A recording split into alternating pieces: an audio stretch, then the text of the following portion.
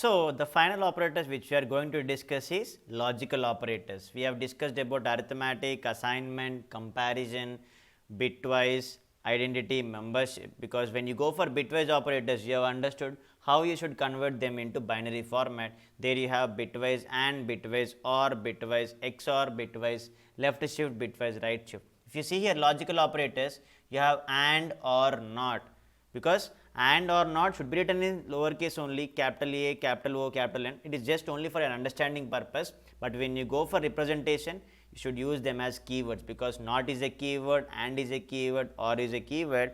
When you try to use logical, the logic should match. Okay, let's try to evaluate that, because when you go for logical operators, make it very simple. How do you use them? The logic should match on both the ends, because they are useful to construct compound condition. That means when I say compound condition, it is a combination of more than one simple condition, because both of them should match, right? They are useful to construct, because when I go for and, what is the logic of and? Both the states should match, both of them should say that it is correct, both of them are true, then only you can easily use and operation, because if two states are high, it is true. If any one state is false, it is false. That is the reason it is useful to construct compound condition. So, that is where we use logical operators. We have and, or, and not is not widely used. So, you need not worry about not, because not of anything is false, because if I give not of 0, it is true. That is it, do not worry about not, worry only about and or, because if you write like this, suppose if I take 5 equal to 5 and 1 in, so the result would be obviously Boolean. If you, until and unless you make some decision statements like if, else, which we will be discussing later. So, what is the first logic? 5 equal to 5, both of them are true, right? So, true in the sense this is 1. So, 1 in 1, 2, 3, this is also true, true and true, 1 and 1, the logic is true. So, this is how you evaluate the compound condition. When I say compound condition, check both the ends whether they are matching or not. Suppose if you write 5 is 25 and you give one more case, that is code equal to code, this will be obviously false, because 5 is 25, it is not correct, no. So, always we use and to match both the logics are correct or not. If I go for the same logic, if I go for or, the answer will be true, because one case is matching, right. If I go for or, the case is true. So, do not use anywhere capital A or capital O, that is only for understanding purpose we have mentioned in the PPT. So, do not go with that, because if the color is changing, it is invalid syntax. So, you should understand only colors and or not, how we are using it. When I say and, both the conditions on both the sides should match. If you go for or, anyone is matching, it is fine. So, in that way we will use logical operators. So, let me give you some very much useful insights. Suppose if I give 25 and 26, you see this logic, the answer will be 26.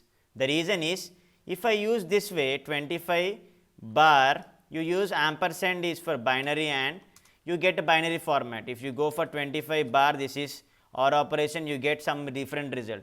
But what if you use the logical operator between two numbers? This is where most of the people will confuse, but let me make it simple. What is the logic of and?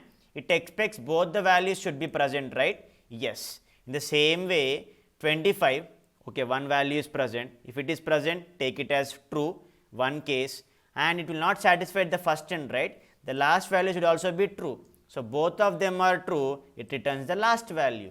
That means, if you have 25 and empty list, if it is empty, that is 0. 25 in the sense you have one value, 1 and 0, it is 0, right? So, the answer is empty list. So, if it is empty list at the first itself, it will not check whether you give any list or anything, the answer is basically empty list only, because you have and logic here and will always check both the existing cases. That means, even if you give empty list and empty dictionary, or sorry, empty dictionary, so the answer is empty list only, because the first case only it is false. So, false and false will be false itself, but it will return the starting value only. But if you go for OR case, OR will give a chance, right? It will return the curly braces. That's an empty dictionary. That means if you go for 5 or empty curly braces, the answer is 5, because OR case anyone is existing.